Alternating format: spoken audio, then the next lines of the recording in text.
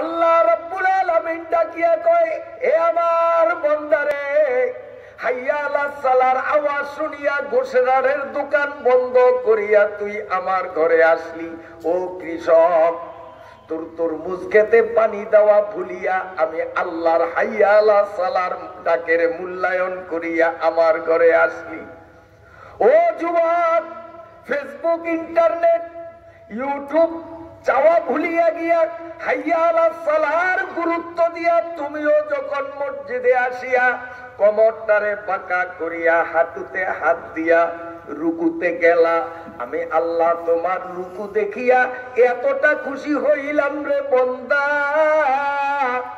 তোমার শরীরটাকে দাড়ি পাল্লা অথবা মিটারে ওজন করলে তোমার শরীরের ওজন যত হবে ওই পরিমাণ খাঁটি স্বর্ণ দান করার সমান সওয়াব আমি তোমারে দিয়া দিলাম। কদ্দুর স্বর্ণ বোঝেন না? 10 ভরি না, ভুল বলছি, 25 ভরি মনে হয়। কত কত? ওরে নিজের শরীরের ওজন যত ভরি, আমারে ওজন দিলে যত, ওইনারে ওজন দিলে যত, যার যার শরীরের ওজন যত ভরি, যত কেজি, যত মন, ওই পরিমাণ স্বর্ণ দান করার সওয়াব রুকুতে যাওয়ার সাথে সাথে পাওয়া যায়। ইসাহাদত বজুরে বাজুয়ে নিস তানা বক্সা দো খোদায়ে বখশিন্দা। কষ্ট হয়নি আপনাদের? আয়াত পড়েছি, ফরিকুন ফিল জান্নাহ, আসতেছি ইনশাআল্লাহ। ও আমার ভাইরা বাবাজিরা, এবার রুকু শেষ করে যখন আল্লাহু আকবার বলে সিজদায় গেলাম, ভালো করে শুনেন, ভালো করে শুনেন, সিজদায় যখন গেলাম, সারা পৃথিবীতে যতগুলো গাছ, সারা পৃথিবীতে যতগুলো লতা, সিম গাছের লতা, কদু গাছের লতা, আরো কত কিছুর লতা, সারা পৃথিবীর গাছ এবং লতাগুলোতে যেই পরিমাণ পাতা আছে, এই লতা আর গাছের পাতা দুয়োটার পাতা গোনা দিলে পাতার সংখ্যা যেই পরিমাণ হবে, সেজদায় নাক কপাল লাগাইবার সাথে সাথে ওই পরিমাণ সওয়াব আমল নামায় জমা হয়ে যায়। আমার ভাইরা বাবাজিরা, হযরত ইয়াহইয়া আলাইহিস সালাম হকের স্লোগান দেওয়ার অপরাধে ওই জমানার জালিম বাদশাহ ইয়াহইয়া আলাইহিস সালাতু ওয়াস সালাম আল্লাহর নবীকে জবাই করে দিল। ইয়াহইয়া নবী হকের দাওয়াত দিতে গিয়া ছুরির তলে তার জীবন শাহাদত করে দিলেন। সবর করলেন, উৎপাত করলেন না, জীবন দিলেন, তবুও হকের দাওয়াত থেকে তিনি সরেন না।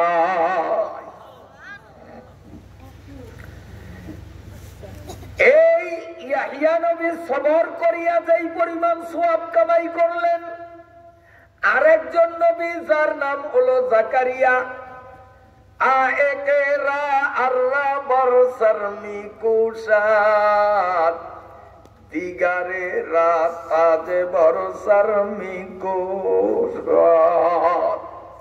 আমার আল্লাহর কি খেলা দেখেন!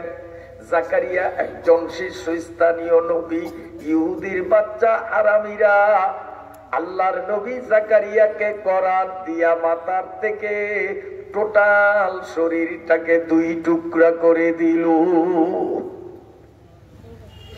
হযরত জাকারিয়া নবী কেন হকের দাওয়াত দেন? ইহুদিদের মতের বিরুদ্ধে যাওয়ার কারণে বর্তমান জমানার আলেম উলামারা হকের দাওয়াত দিলে একদল বাতিল পন্থীরা আলেম ওলামাদের গালি দেয় কিংবা আলেম ওলামাদের উপরে অবিচার অত্যাচার করে, আলেমরা তারপরেও হকের উপর থাকে, কারণ তাদের পিছনের ইতিহাস জানা আছে। আল্লাহর নবী জাকারিয়া হক কথা বলার কারণে জাকারিয়া নবীরে ইহুদিরা করাত দিয়ে ফেরে 2 টুকরা করেছিল। জাকারিয়া নবী তারপরেও হকের দাওয়াত বাদ দিলেন না, করাতের আঘাতে আঘাতে মরলেন, তিনি মোটেও বেসবর হলেন না। জাকারিয়া নবী সবর করিয়া নিজের জীবনটাকে উৎসর্গ করতে যে পরিমাণ সওয়াব তিনি সবরের বিনিময়ে পাইলেন, এই 2টারে যোগ করেন। হযরতে আইয়ুব নবী আল্লাহর এক পয়গম্বর, পায়ের তালু থেকে মাথার তালু পর্যন্ত সারাটা শরীরের মধ্যে সোনামুখী সুই রাখার জায়গাও বাকি ছিল না।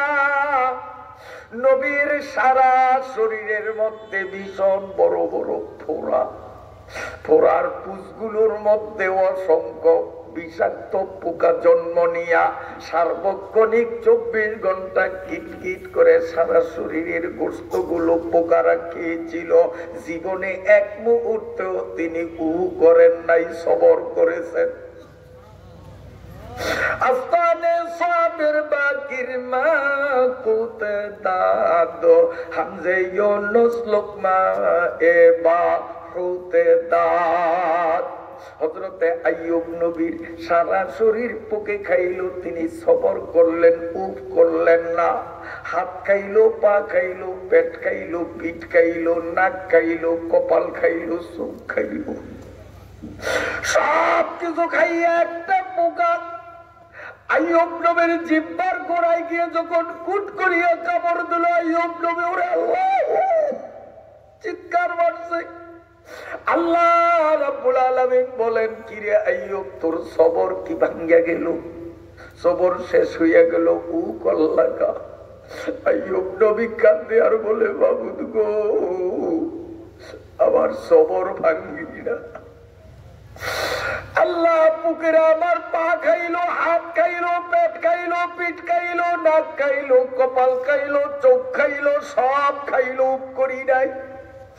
আমার জিহ্বাটা এতক্ষণ ভালো ছিল, জিহ্বা নেড়ে নেড়ে আমি আল্লাহ আল্লাহ বলে তোমারে ডাকতাম। এই পোকে যদি আমার জিহ্বাটারও খাইয়া পালা, আমি তোমারে কেমনে ডাকবো? আমি তোমারে কেমনে ডাকবো রে বাবা? এই জন্য আমি উপ করলাম, সবর করিয়া না, সবর ভাঙ্গিয়া না। এই ইয়াহইয়া নবীর সবরের সওয়াব, জাকারিয়া নবীর সবরের সওয়াব, আয় হায় হযরতে আইয়ুব নবীর সবরের সওয়াব, 3 জন নবীর সবরের সওয়াবকে যোগ করলে সওয়াবের পরিমাণ যা হবে। ও জওয়ান ভাইরা, তুমি আর আমি নামাজের মধ্যে যখন আত্তাহিয়াতু পড়ার জন্য বসলাম, এখনো আত্তাহিয়াতু শুরু করলাম না, কেবলমাত্র আল্লাহু আকবার বলিয়া হাঁটুর উপরে হাত রাখিয়া বসলাম। অমনি 3 জন নবীর সবরের সমান সওয়াব আমার আল্লাহ আমলনামায় বসাইয়া দেয়।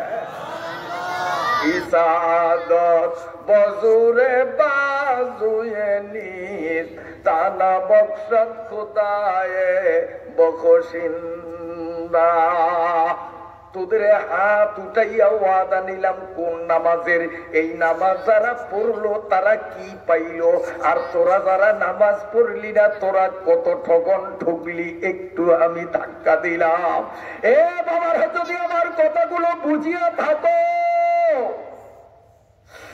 শয়তানের সাথে সাদৃশ্যতা অবলম্বন পরিহার করিয়া মুহাম্মাদুর রাসূলুল্লাহ সাল্লাল্লাহু আলাইহি ওয়াসাল্লাম সাল্লামের সাথে সাদৃশ্যতা সৃষ্টি করার জন্য এই ফজিলতগুলো দ্বারা নিজেদের আমলনামাকে ভরিয়া মাওলার জান্নাতের মালিক যদি হইতে চাও, তাহলে আবারও আমার আল্লাহর কোরআনকে সাক্ষী করে নিয়মিত 5 ওয়াক্ত নামাজ পড়বা কিনা আমার আল্লাহর হাত দেখাও।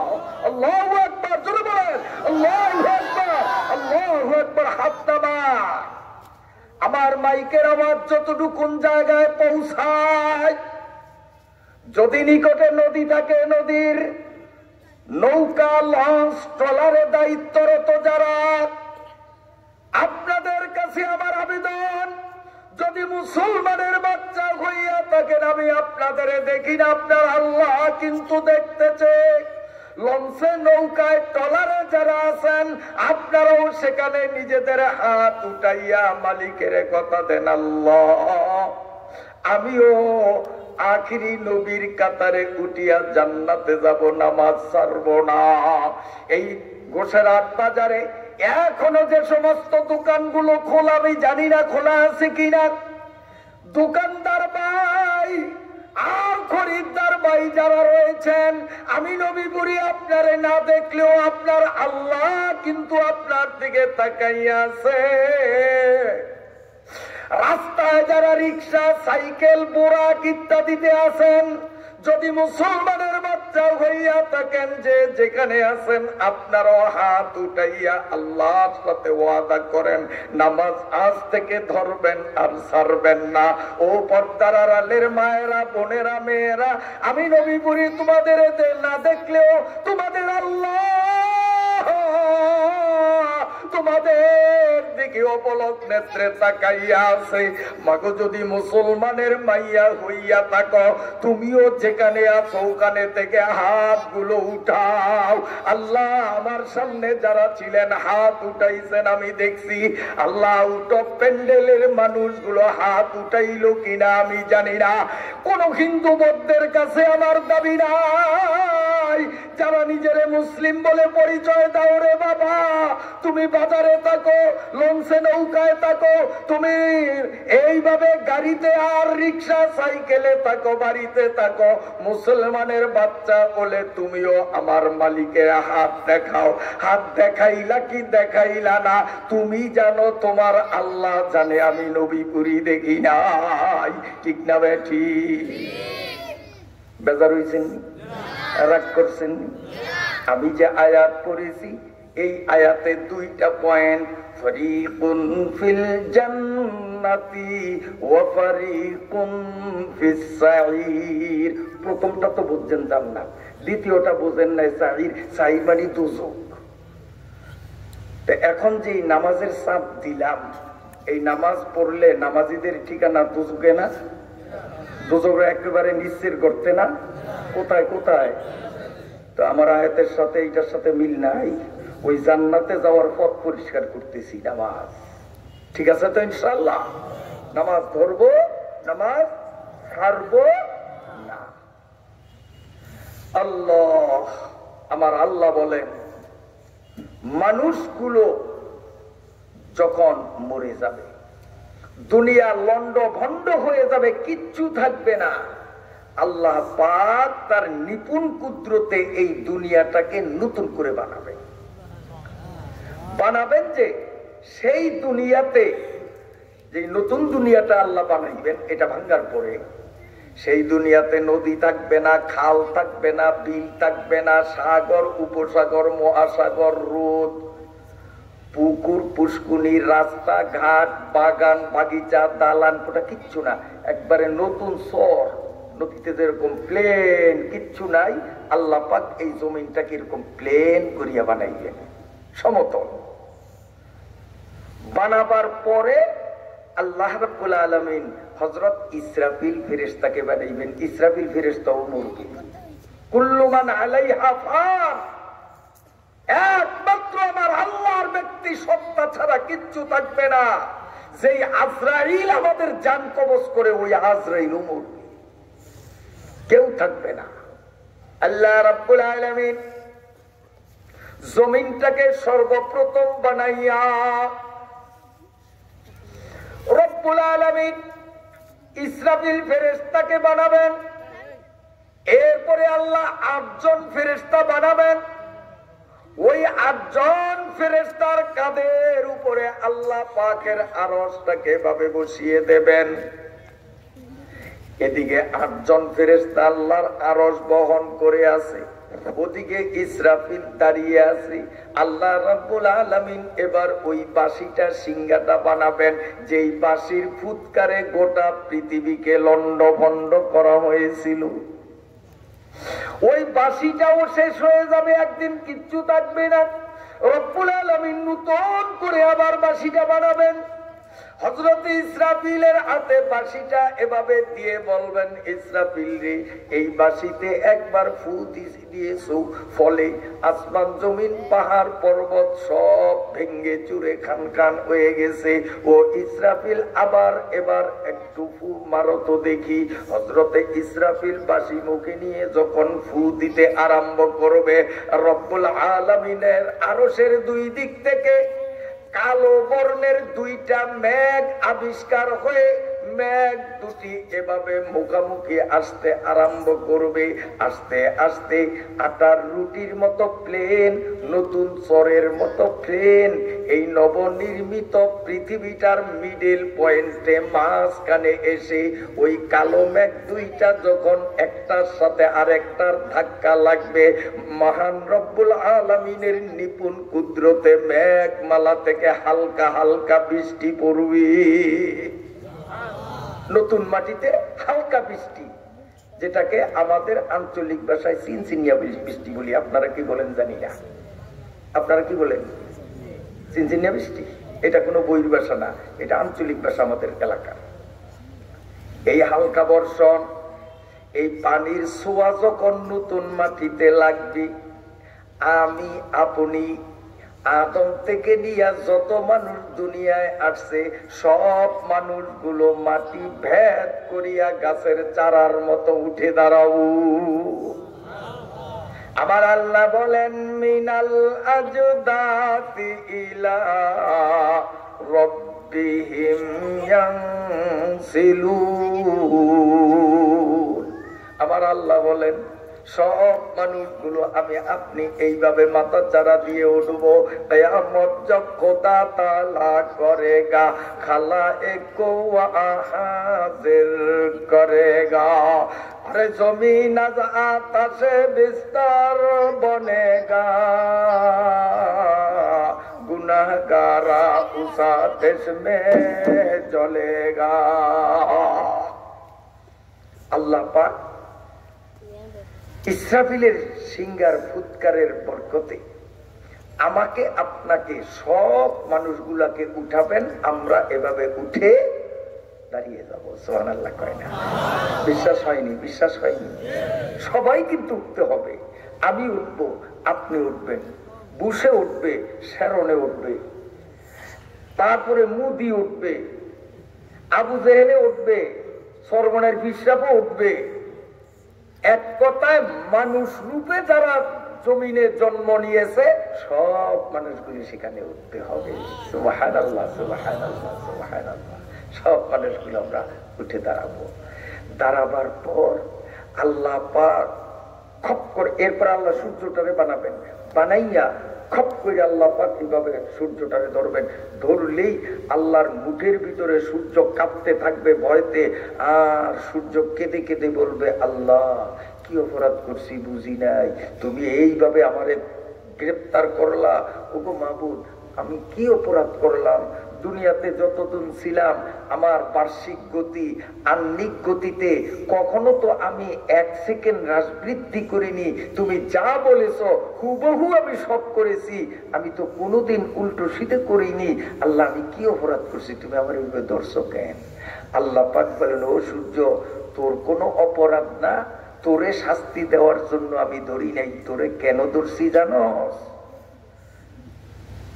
আমার কতগুলো কপাল পোড়া বন্দা বান্দি, নবীরা রসুলরা, নবী রসুলদের অবর্তমানে নবীদের ওয়ারিসরা, আলেম উলামারা, পীর বুজুর্গরা, তবলিগ ওয়ালারা গলা বাজি করিয়া এদের বুঝাইছে এই সত্য মানুষগুলো নরম হয় নাই, দিন শরীয়ত ধরে নাই, ওদেরকে একটু সাইজ করব তাই ধরে ধরলাম।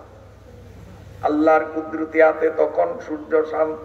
আমার দিকে তাকান, এই সূর্যটারে আল্লাহ নিজের কুদরতি হাতের মুঠের থেকে উল্টাইয়া হাসরের মানুষের মাথার অর্ধ হাত উপরে বসাইয়া দিবি। কয় হাত উপরে? এক বিঘা অর্ধ হাত।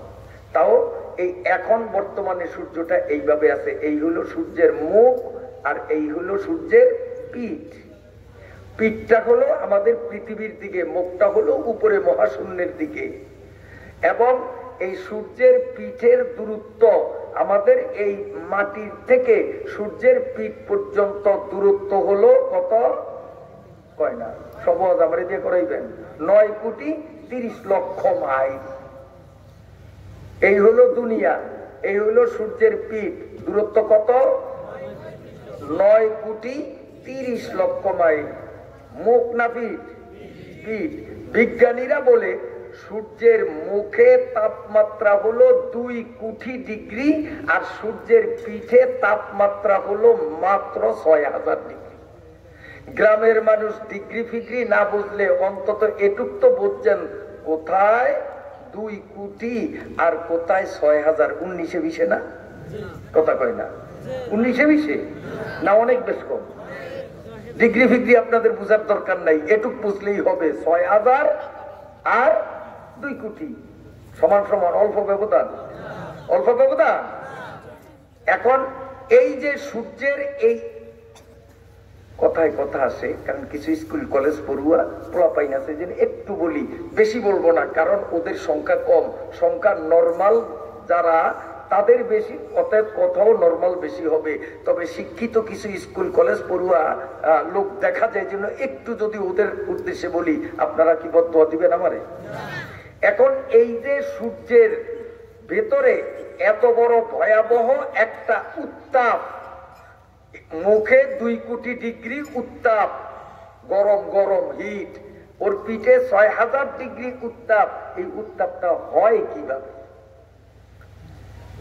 এই উত্তাপটা হয় এভাবে, the birth and death of the sun, ইংরেজি একটা বই, লেখক মিস্টার জর্জ গেমু। কোন দরবারের পিসাব নামে বুঝছেন? পিসাব না, অমুসলিম কাফের মিস্টার জর্জ গেমু আমাদের পবিত্র কোরআনুল কারীম নিয়ে গবেষণা করে তিনি ইংরেজি ভাষায় একটি বই লিখেছেন, যে বইটির নাম হলো the birth and death of the sun. সেই বইয়ের মধ্যে কিয়ামত যে প্রতিষ্ঠিত হবে, সূর্য চন্দ্র গ্রহ নক্ষত্র ভেঙ্গে চুরে সব খান খান হয়ে যাবে, কিয়ামত যে হবে বৈজ্ঞানিক দৃষ্টিভঙ্গিতে বিজ্ঞান সম্মত যুক্তির আলোকে তিনি সব সেখানে স্পষ্টভাবে ব্যক্ত করেছেন। তার থিওরি গুলো সম্পূর্ণ আমাদের কোরআনের থিওরির সাথে মিলে গেছে। সুবহানাল্লাহ। চন্দে খানি হিকমতে ইউনানিয়া, চন্দে খানি হিকমতে ইউনানিয়া, হিকমতে কুরআনিয়ারা হাম্বখা। এরে তুমি আইনস্টলের বিজ্ঞান পড়া লাগবে না, ডেন্টালের বিজ্ঞান পড়া লাগবে না, তোমরা একবার মহান আল্লাহ কর্তৃক অবতারিত মহাপবিত্র কোরআনের বিজ্ঞান পড়িয়া দেখো। ওদের বিজ্ঞান আবিষ্কারেরও ১,৫০০ বছর পূর্বে আমার আল্লাহ বিজ্ঞানের সব থিওরি কোরআনে দিয়ে দিয়েছে। মিস্টার জর্জ গেমু আবিষ্কার করেছেন ইঞ্জিন চালিত গাড়ি ঘোড়া, লঞ্চ, স্টিমারের মেশিন চলার জন্য একটা জ্বালানি তৈল রাখার টাঙ্কি আছে। কথা বুঝেননি আপনারা?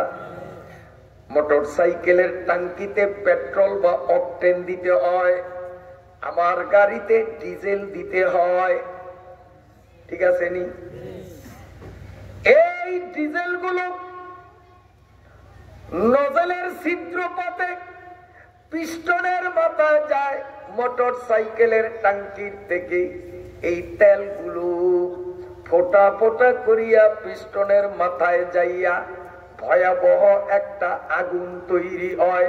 ওই আগুনের উত্তাপে গোটা ইঞ্জিনটা গরম হইয়া যায়। ইঞ্জিনের ভিতরের সেই সৃষ্ট উত্তাপের কারণে একটা নতুন শক্তির সৃষ্টি হয়। ওই শক্তিটায় মোটর সাইকেল রে 10 মিনিটের মাথায় গোশের আট থেকে সরপেশন নিয়ে যায়। ভিতরে আগুন তুলে আনবে। এই আগুনের দ্বারা একটা শক্তি হয়।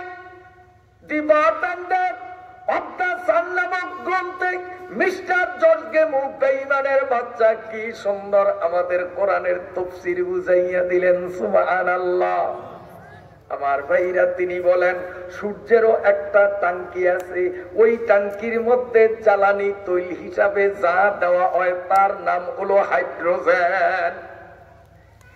এই হাইড্রোজেন গুলো এক এক সেকেন্ডে 564 টন হাইড্রোজেন সূর্যের টাঙ্কির থেকে সূর্যের পিস্টনের মাথায় পড়ে এক এক সেকেন্ডে 564 টন এক এক সেকেন্ডে।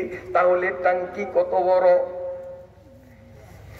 এই হাইড্রোজেন গুলো প্রতি সেকেন্ডে 564 টন পরিমাণ জ্বলিয়া ফিউশন প্রক্রিয়ায় এগুলো হিলিয়াম গ্যাসে রূপান্তরিত হইয়া যায়। মিস্টার জর্জ গেমু বৈজ্ঞানিক প্রক্রিয়ায় গবেষণা করিয়া তিনি জাতিকে বলতেছেন, এইভাবে জ্বলতে জ্বলতে হাইড্রোজেন গুলো ফিউশন প্রক্রিয়ায় হিলিয়ামে রূপান্তরিত হইতে হইতে এমন একটা দিন আসবে যেদিন সূর্যের টাঙ্কিতে এক ফোঁটা হাইড্রোজেন থাকবে না। হাইড্রোজেন না থাকার কারণে সূর্যের পিস্টনে আগুন জ্বলবে না। ওই আগুন না জ্বলার কারণে সূর্যের ভিতরে কোনো শক্তির সঞ্চার হবে না। ওই সূর্যের আগুনের কারণে যেই শক্তি হয়, বিজ্ঞানের পরিভাষায় স্কুল কলেজের ছাত্ররা পড়ে এটাকে মাধ্যাকর্ষণ শক্তি। এই মাধ্যাকর্ষণ শক্তির বলে আসমান, জমিন, গ্রহ, নক্ষত্র, চন্দ্র, সূর্য যার যার জায়গায় সঠিকভাবে নিয়ন্ত্রিত। কিন্তু যেদিন সূর্যের হাইড্রোজেন গুলো ফুরিয়ে যাবে, পুরা টাঙ্কিতে যখন হিলিয়াম গ্যাসে ভর্তি থাকবে, এক ফোঁটা হাইড্রোজেন থাকবে না, সূর্যের আগুন বন্ধ হয়ে যাবে, সূর্যের ইঞ্জিনটা বন্ধ হয়ে যাবে, ফলে সূর্য অন্ধকার হয়ে যাবে। সূর্যে কোনো উত্তাপ না হওয়ার কারণে মাধ্যাকর্ষণ শক্তির আর অস্তিত্ব থাকবে না। এই মাধ্যাকর্ষণ শক্তি যখনই অস্তিত্বহীন হয়ে যাবে, তখন আসমান, জমিন, গ্রহ, নক্ষত্র থরথর করে একটার সাথে আরেকটার ঘর্ষণ লেগে সব শেষ হয়ে যাবে। কিচ্ছু থাকবে না, কিচ্ছু থাকবে না। একটুখানি বললাম, যদি আজকের মাহফিলটা কোনো ভার্সিটির সামনে হতো, যদি কোনো হাই স্কুলের সামনে হতো এবং শ্রোতাদের উপস্থিতিও যদি ওই মানের হতো, তাহলে ইনশাআল্লাহ অন্তত 3-4 ঘন্টা শুধু এই বিষয়ে আমি আলোচনা করতাম। অনেক জায়গায় করেওছি, যেহেতু এখানে তাদের সংখ্যা তুলনামূলক কম, আমিও এ বিষয়ের সংক্ষিপ্ত আলোচনা দিলাম। এবার নরমাল আলোচনায় চলি। আমার ভাইরা, বাবাজি, আমি আগেই বলেছি, এই সূর্যের মুখের মধ্যে তাপমাত্রা কত মনে আছে? 2 কোটি 200 না 2 কোটি ডিগ্রি। ওর পিঠের মধ্যে মাত্র 6000 ডিগ্রি। তাও দুনিয়ার থেকে কত দূরে কোন? 9 কোটি 30 লক্ষ মাইল দূরে। কিন্তু কিয়ামতের ময়দানে আমি আপনি যখন দাঁড়াবো, কেবল অর্ধ হাত উপরে সূর্যটারে উল্টাইয়া আল্লাহ যখন বসাইয়া দিবে, 1 বিগত উপর থেকে 2 কোটি ডিগ্রির তাপ যখন মারবে অবস্থাটা কেমন হবে? জমিন আজ তাসে বিস্তার বনেগা, জমিন আজ তাসে বিস্তার বনেগা, গুনাহগারা উসাতিশ মে জ্বলেগা। কহো বন্দা तेरे दिल की हकीकत, किया है कितना तुम मेरी इबादत। ये बातें जब खुदा ताला पूछेगा, गुनाहगारा बहुत शर्मिंदा होगा। समस्त नाफरमान गुलो ইমানদার গুলো নবী রাসূল সবাই দাঁড়ানো, সবাই মাথার অর্ধ হাত উপরে যখন সূর্যটা এভাবে বসিয়ে দেওয়া হবে, ও আমার ভাইরা ৬০০০ ডিগ্রির এত উপরের তাপ তাও সহ্য হয় না, ছাতি গরম হইয়া যায়। ওই দিন হাসরের মাঠের অবস্থাটা কত বড় কঠিন। যদি আমার আল্লাহ কাউকে রক্ষা না করে তাহলে সেদিন তার বাঁচার কোনো উপায় থাকবে না। নবী এবং রাসূল, পীর পয়গম্বর, ওলি গাউস কুতুব, রব্বুল আলামিন এদের মাথার উপরে কিন্তু সূর্য দিবেন না। রব্বুল আলামিন তাদের একটা এসি রুমের মধ্যে ঢুকাইয়া দিবেন। ওই এসি রুমের নাম হলো রব্বুল আলামিনের আরশ। ওখানে গরম থাকবে না। নবী রাসূলদের সাথে পার্থিব জীবনে যাদের সাদৃশ্যতা থাকবে, আগেই বলেছি মান তাশাব্বাহা বিকাউমিন, জানলো বুঝলো মানলো, এই মানুষগুলো নবী রাসূলদের পিছনে পিছনে এসি রুমের মধ্যে ঢুকাইয়া দিবে। হাসরের মাঠে গরম তারা পাবে না। আর যেই মানুষগুলো কাফের, ওরাও সূর্যের তলে থাকবে। যেই মানুষগুলো মুনাফিক, তারাও সেখানে। আর যেই মানুষগুলো মুসলমান হয়েছে, কলেমা পড়েছে লা ইলাহা ইল্লাল্লাহ মুহাম্মাদুর রাসূলুল্লাহ, মুসলমানের ঘরে জন্ম নিয়ে কলেমা পড়ছে, জানছে বুঝছে কিন্তু মানে নাই। ইবলিসের সাথে তাদের সাদৃশ্যতা হলো ওই মানুষগুলাকে ইবলিস আর কাফের বেঈমানদের সাথে সূর্যের নিচেই থাকতে হবে। সূর্যের নিচে যখন জ্বালাও পোড়াও চলতে থাকবে আর চিৎকারের পরে চিৎকার মারতে থাকবে, আল্লাহ রাব্বুল আলামিন জুবারিয়া ফেরেশতাদের বলবেন এদের ধর। ওদের চিল্লা চিল্লি আমি আর সহ্য করতে পারি না, আমার দিকে তাকান। আল্লাহ বলেন ফায়ুখাযু বিন-নাওয়াসি ওয়াল আকদাম, নির্দয় নিষ্ঠুর ফেরেশতারা আসিয়া মাথার তালুতে এক হাত, নাফরমানগুলোর পায়ের তলে একটা হাত দিয়া এমন জোরে চাপ মারা আরম্ভ করবে, ফেরেশতার দুই দিকের দুই হাতের প্রবল চাপে নাফরমানের শরীরের হাড্ডি গুলো পাউডার হয়ে যাবে। সবগুলোর হাড্ডি গুলো ভাঙবে। এরপরে আল্লাহ রাব্বুল আলামিন বলবেন ফেরেশতারা, আসামি যতটা জাহান্নামের থেকে ততটা জ্বলন্ত আগুনের ছুরি নিয়ে আয়। যতটা কাফের বেঈমান বেনমাজি সুদখোর ঘুষখোর, অতটা ছুরি আনিয়া